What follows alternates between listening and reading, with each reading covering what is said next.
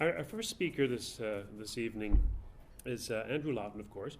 Now, I don't think anybody in this room has never heard of Andrew Lawton. Andrew Lawton has his own radio show on AM 980 here in town, so he's a very well-known voice to every Londoner now, and I hope that he grows his audience by leaps and bounds because he's a voice of reason and sanity on that channel. He's an award-winning radio broadcaster, columnist, television personality, and public speaker. Host of his show the name of the show is aptly named The Andrew Lawton Show, and he's a pundit on a variety of networks and stations, not just in Canada, but in the United States. He helped bring Ann Coulter to Canada with the help of the International Free Press Society, Al Gretzky and Mary Lou Ambrosio here, and Andrew Lawton helped bring Ann Coulter to Canada, and we all know what kind of a reception she got in Ottawa, made international news. Friends with people like Mark Stein and a lot of people in the United States, the movers and the shakers, trying to get that country back on its feet again. So we're very proud to have Andrew here today. As you can see, when Paul, here we have Steve Paikin, we have Michael Corrin, we have all those, Andrew's familiar with them all. He has been on all of those shows on Sun TV. He's been on TVO's The Agenda with Steve Paikin, the Charles Adler Show on radio, the Roy Green Show on radio, BBC World. He's been called up by Global TV, CTV, National, Sun News Network to give his opinion on the politics of the day. Written for the National Post, the Washington Times, the Fox News, Young Democracy, and quite a dynamo of a personality and a very sharp mind. Please help me welcome Andrew Lawton.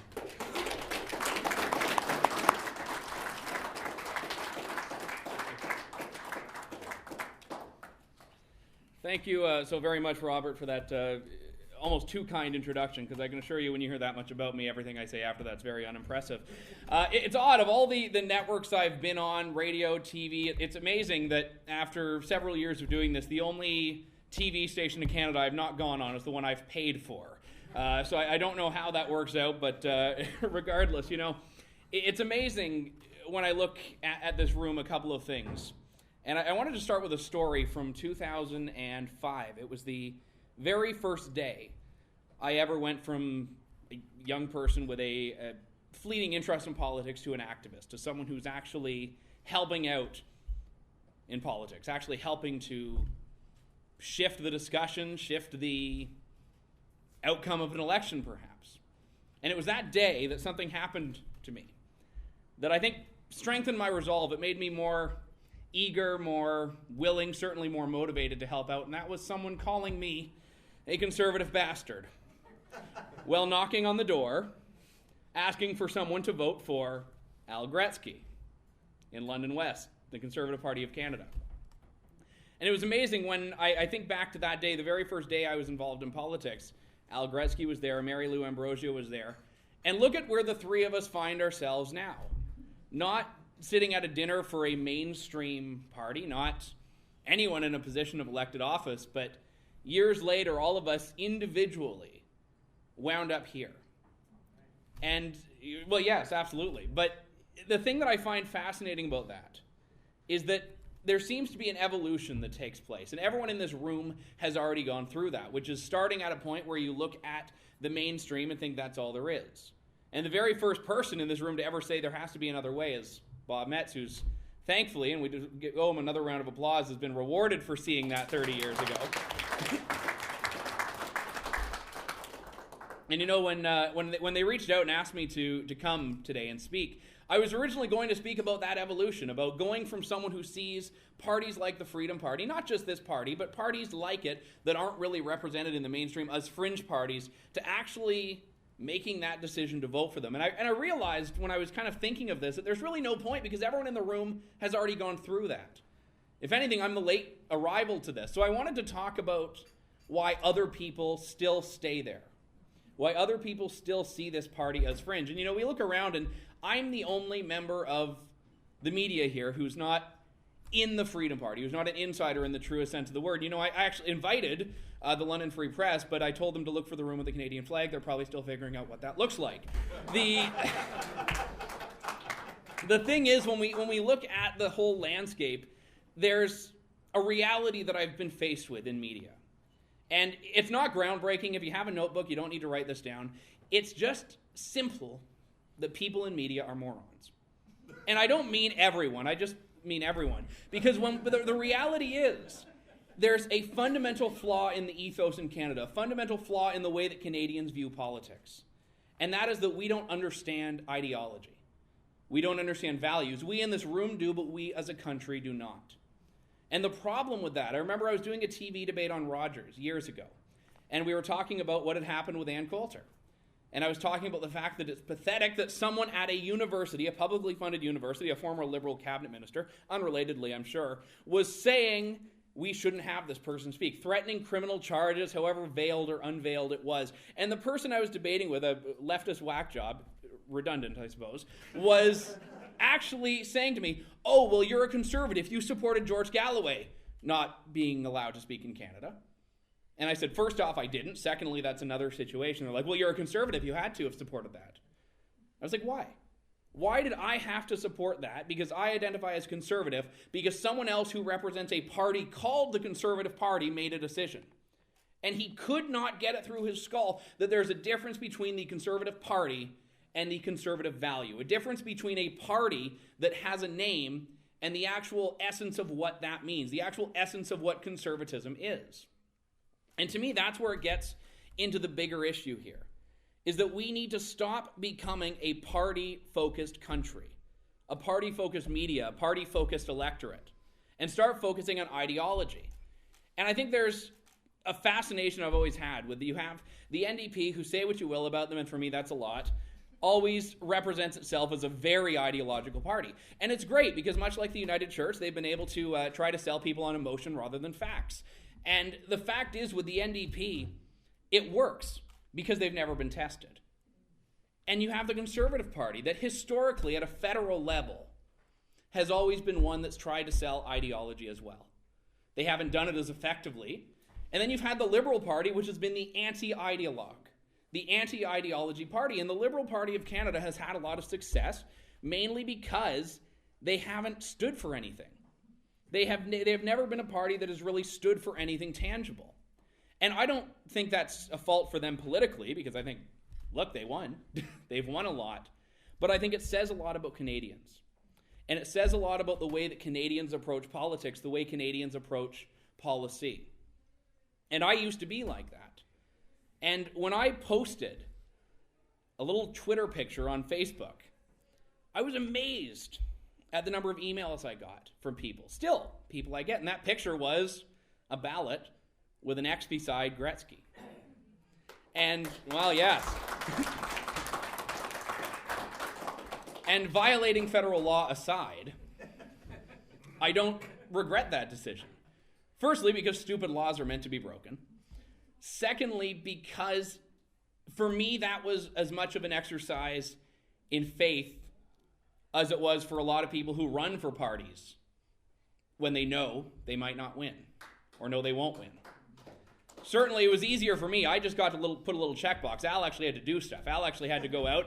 He actually came on my show, or what was not my show then, but later became it, probably thanks to you. The actual fact of that was that it takes a lot more courage to run for office when you know you won't win than when you think you can.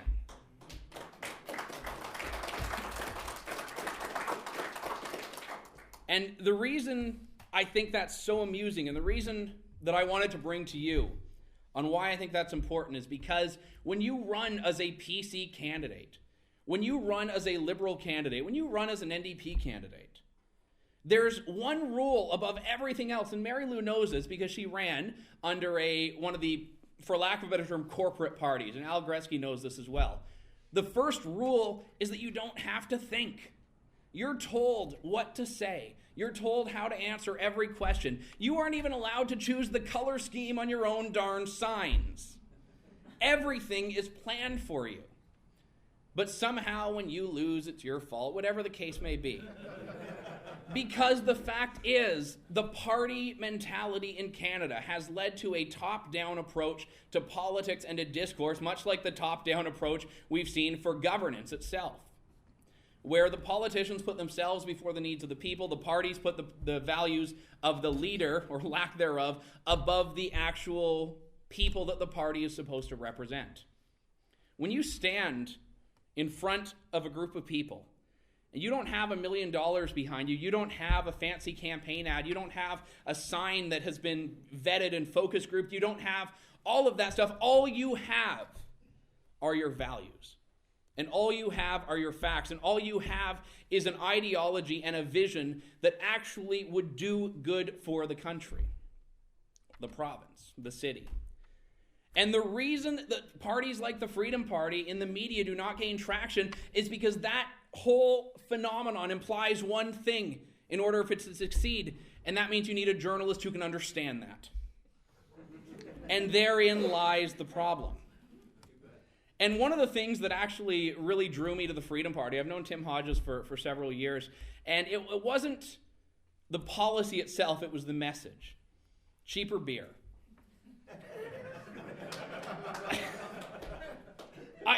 To me, that's not an issue that I care enough about that I want to vote one way or another on, but it was the fact that they were capturing something, and by they I mean you, capturing something that the average politician doesn't understand, which is that you need to give someone something they understand. When a politician gets out in front of you and says, we just earmarked $3.7 billion for this, people go, what? When Al Gore gets up front, as we saw just on Friday, and starts talking about how great something is, all everyone looks at is, okay, how do I change the channel? Because they don't understand how that's going to affect them. And the problem is at every turn, under Kathleen Wynne, under Dalton McGuinty, under Ernie Eves, whatever the flavor du jour politically is, the only thing that people in Ontario can come to expect is that they know whenever they see a politician on TV, it's time to put a padlock on your pockets because someone's trying to get in there. And for someone like me who's gone through this evolution, it's safe to say that that's not changing. And the more we have people like Paul McKeever, people like Al Gretzky, people like you to enter the discussion, not just as candidates. I think as candidates it certainly helps because we know the journalists are not asking candidates the tough questions. The only way they're ever going to be faced with the realities of their decisions is by someone on that stage who knows what they're talking about, and that is a decreasing phenomenon. So I'm standing here today not because I'm running for office. I can assure you that's not happening.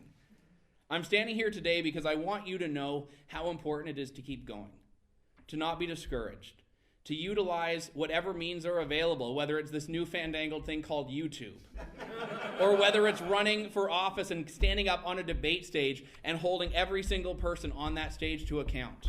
Do whatever you can, but know that freedom is a value worth sharing. Freedom is something that people need to understand. And just because we're not headed towards necessarily a Freedom Party majority doesn't mean we aren't headed towards freedom.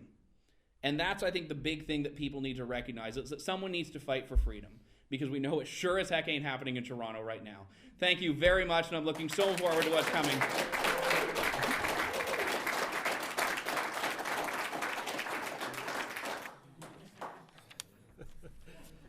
Thank you, Andrew.